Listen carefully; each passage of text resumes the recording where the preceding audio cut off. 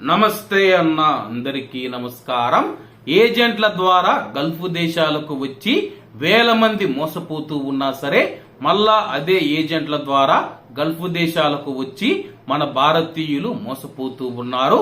తాజాగా ఏజెంట్ మోసం చేశాడని చెప్పి సోషల్ మీడియాలో ఒక గల్ఫ్ బాధితుడు ఆవేదన వ్యక్తం చేశాడు. వివరాలేకి వెళితే జగిత్యాల జిల్లా మాల్యాల మండలం బల్వంతపూర్కు చెందిన శ్రీనివాస్ గౌడ్ ఏడాది క్రితం దుబాయ్ వెళ్లాడు. తనను ఏజెంట్ మోసం చేశాడని చెప్పి సోషల్ మీడియాలో ఒక వీడియోను రిలీజ్ చేశాడు.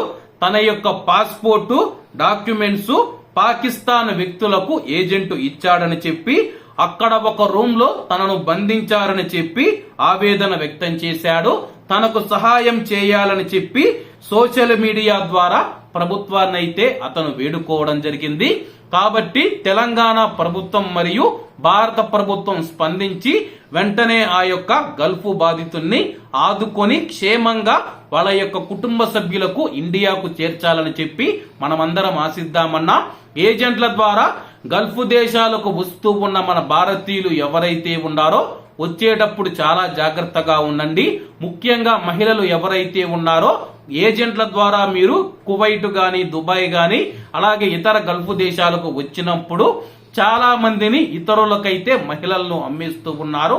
మహిళలు ఈ విషయంలో చాలా జాగ్రత్తగా ఉండాలని కోరుకుంటూ, అలాగే మగవాళ్ళు కూడా గల్ఫ్ దేశాలకు వస్తూ ఉన్నప్పుడు 1-2 సార్లు ఆలోచించుకొని ఆ యొక్క ఏజెంటుకు ప్రభుత్వ లైసెన్స్ ఉందా లేదా, ఒకవేళ మనకు ఏదైనా జరిగితే అక్కడ మనల్ని ఆదుకునేందుకు ఎవరైనా ఉన్నారా లేదా అని చూసుకొని 1-10 సార్లు ఆలోచించి గల్ఫ్ దేశాలకు ప్రయాణించాలని కోరుకుంటూ అందరూ బాగుండాలి, అందులో మనం ఉండాలి. అందరికీ నమస్తే అన్న, జై హింద్.